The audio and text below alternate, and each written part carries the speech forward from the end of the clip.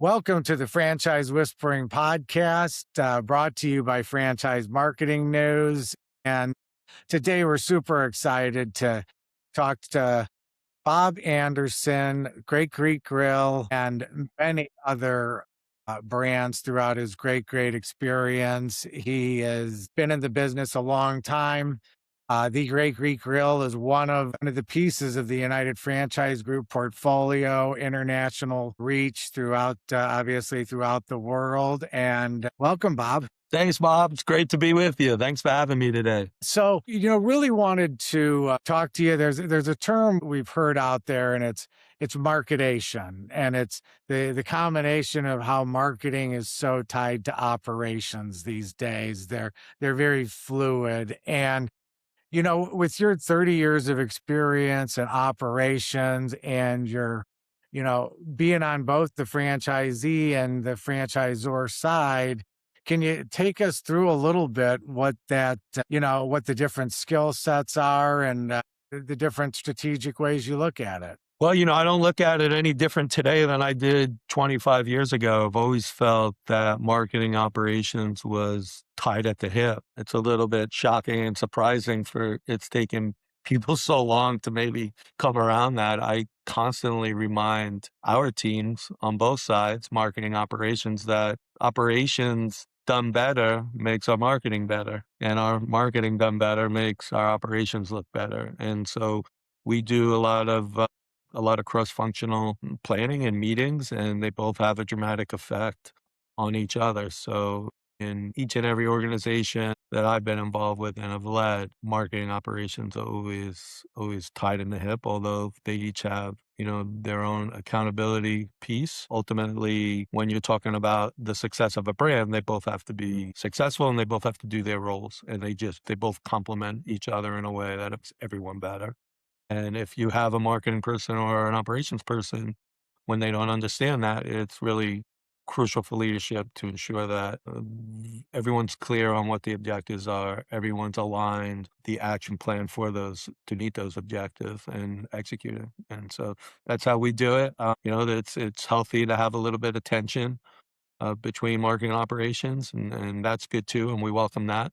But ultimately, it's a team sport. No, I love that. And then even between like marketing and operations, you know, take that aside, but how do you, bridge as being an executive of the corporate entity versus, you know, knowing what the franchisees want out of it, and how do you coach both of those things from a corporate standpoint, and what do those things look like that are different in the consideration? Sure, that's a good question, and I've been fortunate over my career to have that perspective from both of those sides, actually all those sides. I've been an operator, I've been a franchisee, I've been a multi-unit, multi-brand operator, and obviously I had that experience sandwiched between my corporate career. So it's really helped me round out decision making and really become a better decision making executive on what impacts the decision to have both positive and negative on a unit operating model. And so that's the reference we always take. In terms of leadership, there's not much difference in the structure of leadership as a corporate executive and as a multi-unit operator or even a single unit operator. You have to build a good team, right? You have to really make sure you have the right people in the right places, and you're developing them and working with them and giving them, the right structure for them to be successful with. So that's really important in any level. And so, I spend a lot of my time making sure that we're doing that, putting the right peoples in the right place. The second thing you need to do, especially as a brand's considered, is you need to professionalize the systems within the business, whether it's one unit or it's 100 units. It's really no different. You scale by continue to refine those systems with the people, and then the bottom line is just you have to build a focus on execution. Everyone wants to talk about strategy, and we do strategy, and we do it as good as anyone else, but we only spend a small amount of time on identify what the strategy is. We spend most of our time on executing. And so to me, those three tenets, whether it's a single operation, multi-unit, or you're leading a 100-unit, 1,000-unit chain, that leadership structure for me would never change. No, that's and it's funny in the food franchise space and in the food space, it's such an intimate occasion. It's such an intimate personal experience. It's feeding and that type of thing.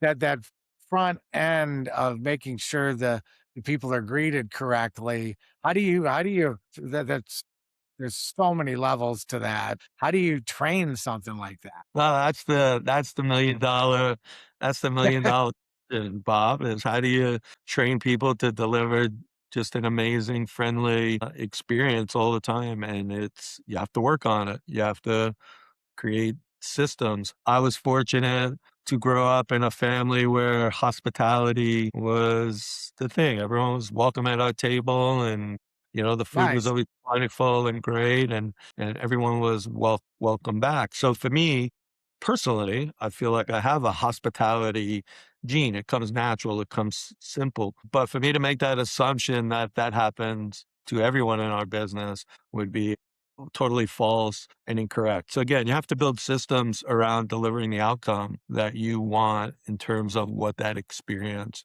looks like. And sometimes we have to teach people how to smile. Sometimes we just need to encourage them to smile more. We have to hold them accountable to saying, "Hi, how are you?"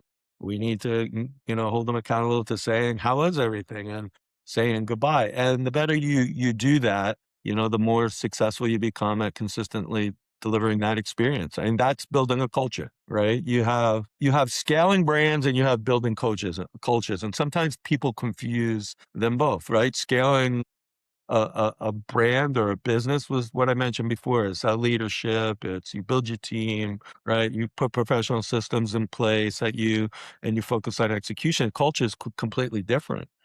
It's about what your beliefs are and then how you take action on those beliefs and do that consistently, right? So if I believe that the customer experience is the most important thing to the success of our brand and our restaurant, then everyone has to believe that, right? So it has to start there. If you have someone who doesn't believe that, then nothing else matters. So you have to create that belief, and then you create actions and systems out of that belief, and you do it consistently. And then you measure the outcome of it. Like I could tell immediately, is a customer happy?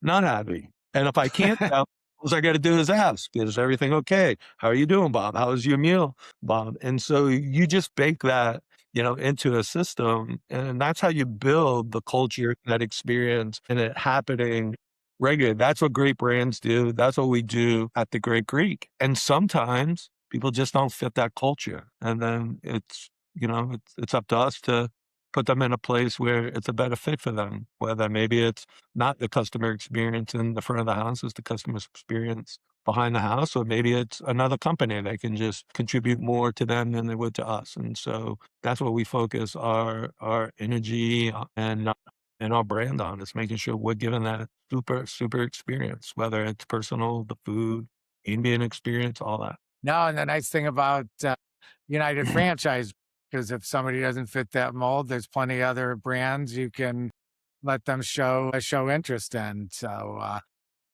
sure. And one of the things on that personal thing you really, really hit on is one of our considerations is at COVID, everybody went digital. And, me, I'm, you know, very, very pro digital on all of this. But I think some of the times in the franchise space, people have forgotten how some of the great brands were really built. Your Dunkin' Donuts, your McDonald's, the high touch people in their Starbucks. And hopefully it's starting to come back a little bit, and it's tough to train. Like you said, you got to teach people to smile. I don't think you had to do that 30 years ago. Do you run into any training issues with that, or are you seeing that out there? I listen, times have certainly changed in many regards. Obviously, you know, digital and now AI, like, yeah, it's significantly has changed, but the people part is no different than it was when I first got into this business 30 years ago. And yes, we had to teach people 30 years ago to smile too. And yes, it was hard to staff 30 years ago. And find good people. Like everyone said the same thing 30 years ago as we say now. We just have a different reason why it's so hard today and why it's harder today. Well, the reality is I don't think it is harder, That's awesome. but we need to be good at it, right? So people want to do well. They want to be successful. They want to be respected. They want to be encouraged. They want to work in an environment that they feel empowered, appreciated, and all those things. And either you can give that to them or you can't. And some people, they will go through a brick wall because you've provided those things where no one else ever has. That to me is the single greatest opportunity in the restaurant industry, that maybe people who haven't had the greatest opportunities and you give them that and you do all those things, they will be some of the best people. One, that ever worked for you, but two, loyal, and three, just really great people who feel respected. Sometimes it's just not a fit, and that's okay too. That doesn't mean an individual is not good or can't be productive or can't do anything else. I've always maintained relationships when I let people go, and I even tried to place them in other places and have where they were a better fit and they were happy for it, and the next employer was happy. That's okay too. It's so I don't see the differences of the human part. The big difference is what are we owning and what are we trying to turn over to the digital piece, right? Are we things maybe that is, personal interaction is difficult, right? My Claude Sure. telling me exactly what to do and how to do something is kind of easy, right? So am I looking for just the easiest pathway to exist, or am I looking for the most productive way for Bob McKay to have a great experience when he interacts with me and my restaurant and my staff? And I'm after the second one, and I'm okay to work harder to do it that way. That's what I choose to do. And that's, to me, that's a differentiation between, what this brand or what the brands I'm involved with deliver to a customer. Believe it or not, some customers don't want to talk to anyone either, right? I get that. So we have kiosks for them. If they want to come in, order from a kiosk, not want to have any interaction or talk to anything. And we queue up our team to know a person has just got their head down after you ask them once if it's okay, if everything's okay. They don't want to, you could tell if someone doesn't want to be interacted with. That's okay. But most people do. Most people want to have a personal experience with your restaurant, whether it's verbal or it's just ambient and how they feel, or it's the food. No, that's awesome. And then obviously that culture, that ethic, that personalization, you're driving through the organization is working great. In a tough restaurant economy, you were 6 to 6.5% positive last year. First quarter, you were up 4%. Tell us about that performance. Tell us about the Mediterranean category and how that plays into it. Yeah, well, being in the space that we're in, although I like to say, although Greeks in our name, we reside in the Mediterranean space, and being in that space has a lot of things that we can take advantage of, right? A lot of things that we can position for our benefit. We're finding that consumers who visit the Great Greek, they're seeking out something better, something healthier, something that's not just healthier, but has great flavor, right? The days are gone where people want to just eat healthy. They're not sacrificing flavor anymore to eat healthy. So we deliver that, and that food experience is only one aspect of what I call the three-headed monster to an experience at the Great Greek. But the Mediterranean space is rapidly growing, and we're out in front of it, and we're going to grow along with it and faster than it, and we're going to continue to deliver a great experience to the guests who want healthy food, better for you food. But there are customers who they want a personalized and customized meal, right? They want to order steak and have it medium rare, well done. We're going to deliver that for them too. They might want a meal that they sit in the dining room and it comes out on a real porcelain plate, silverware, just like a full service restaurant, without having to spend the time and inconvenience of going to a full service restaurant or break their bank account. They'll get that too. So we're bringing those experiences together in an elevated way with a great food segment in Mediterranean. I heard an interesting fact. I was invited to participate at the Culinary Institute America's World of Flavor event last fall, and it was regarding the Mediterranean fare and food. And people came from all over the world.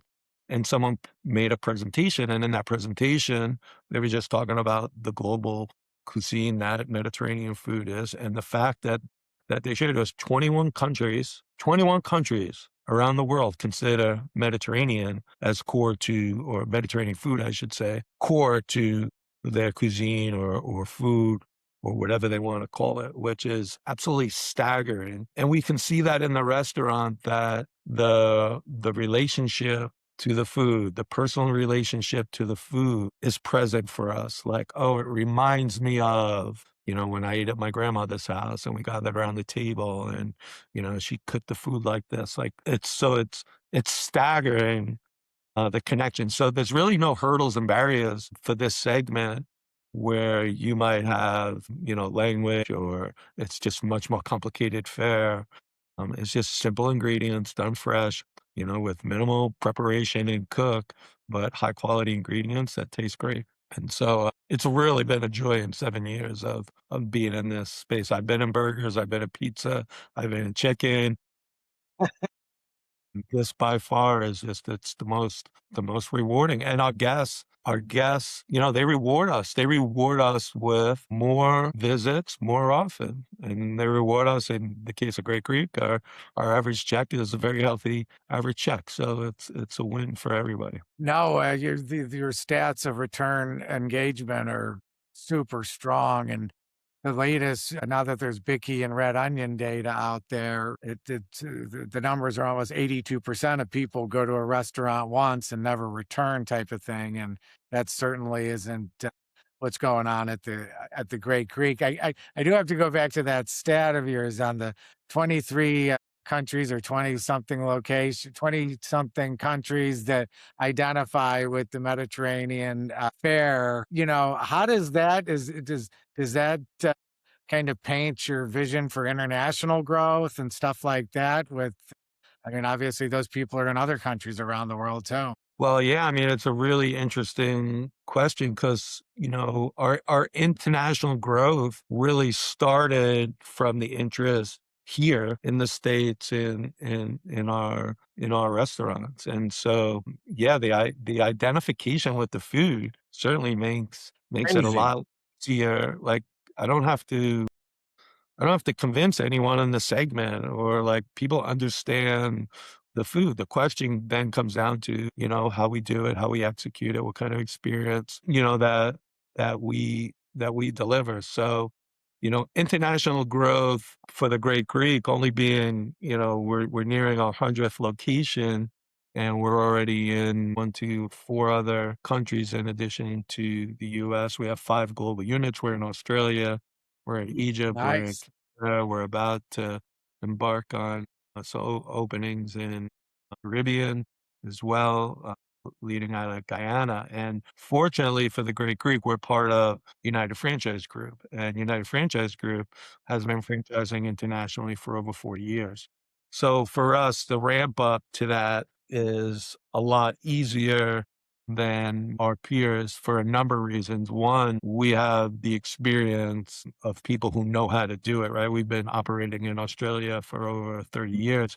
We have a global team already. We have people in Australia, have people in London. So we have coverage that we can leverage that most brands can't. So it's a very fortunate position to be in. So while we're expanding globally with our base domestically here in the States, we still have local representation, in countries like Australia, as far away as that is. So there's not many brands who can say that. That's a huge benefit of us being part of, United Franchise Group, and having the type of talent and resources that we have to be able to do that and do it seamlessly. I mean, plus the successes you've had with the United Franchise Group, it probably helps to build a big brand to get exposure to, new franchisees over there. Now, you said something a bit ago.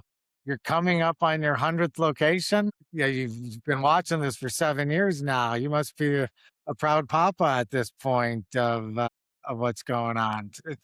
Take me through Yeah, that.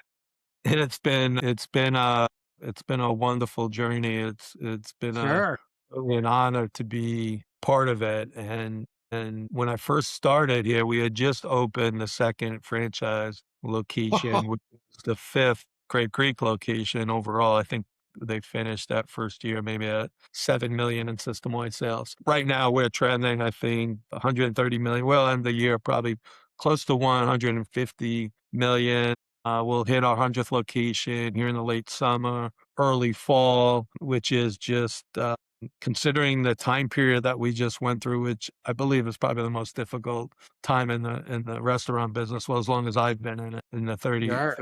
And we've had tremendous growth for the last 3 years. We've been trending about 40% year-over-year growth, which is exciting. But the fact remains none of that happens without, 1, having just a great brand, but 2, Sure. it's having amazing franchise operators, right? Ultimately, they are the ones who forge the brand forward. They forge us into new markets here in the States, new countries, and so we just have some tremendous franchise operators who show tremendous leadership and just do a phenomenal job at delivering the experience of the Great Creek, and the passion that they have for the brand is what allows us to really to continue and accelerate. I mean, we're actually in an acceleration mode. We think we're gonna surpass the 40% last year. So, that's really Nice. exciting for us. And then, like I said, just being able to have the resources here at the Great Creek and United Franchise Group to build a team like we have. I mean, we have a team that's second to none. We have amazing experience and knowledge in our team members. They're consistently, delivering tools for our operators to thrive in the business, and so that continues to be incredibly exciting for me. So, yeah, it's been a phenomenal ride. It's gone really fast, and I'm looking forward to the next 1,000 openings. That's awesome. Now you were just talking about the franchisees' importance and their entrepreneurship and then pushing out. When you're evaluating a franchisee, is there like certain non-negotiable things you're looking for and them being able to deliver to make sure they're the right person, the right group, the right leadership for it?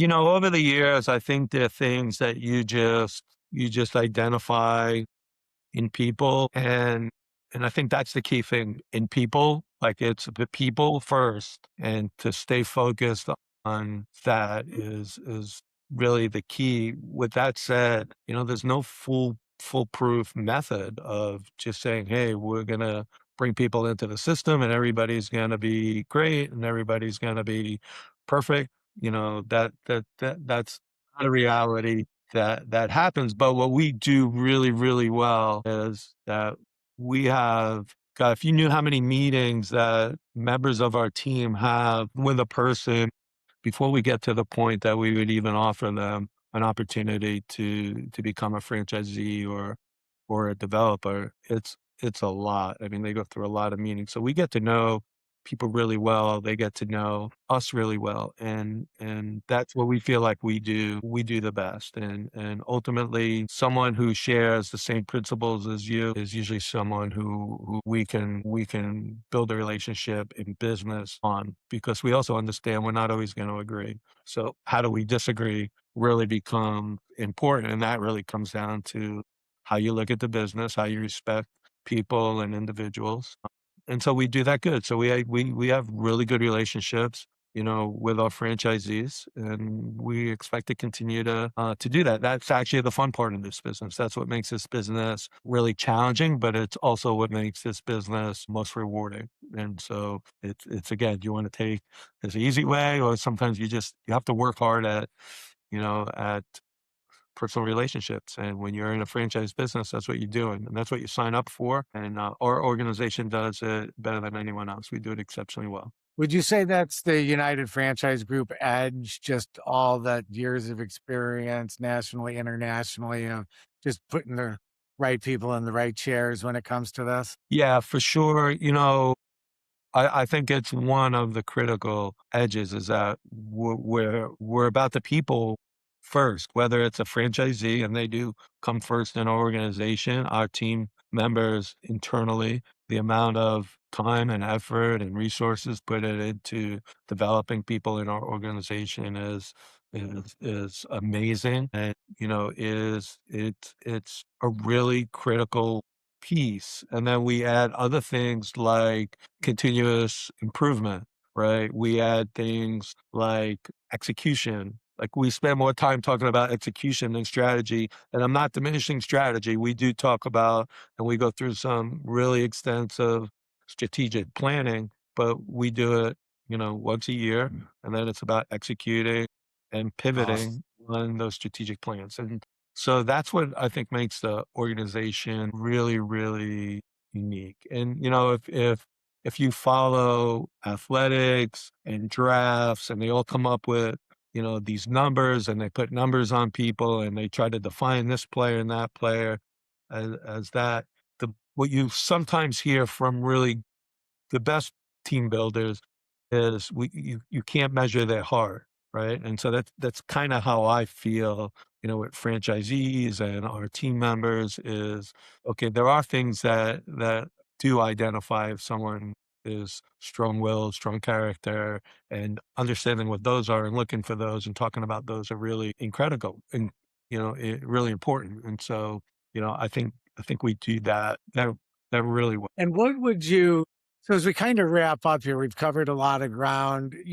what would you tell somebody that is, looking to get into franchise or food franchise, somebody maybe coming out of college or, wants to get in the business? What would be your number one tip to give that person, Bob? Hmm. I don't know if I can give you one, but specific for this business, I could share 3 insights that I think are really, really critical. Right. Is number 1 is you have to have the passion for this business, okay? Meaning not that you like to just cook food or you like food, like to have a passion for people, right? Because that's who excels in this business, whether it's customer facing, it's making sure that person is the most important person, or if I'm in facing internally to our team, that they realize that they're the most important person.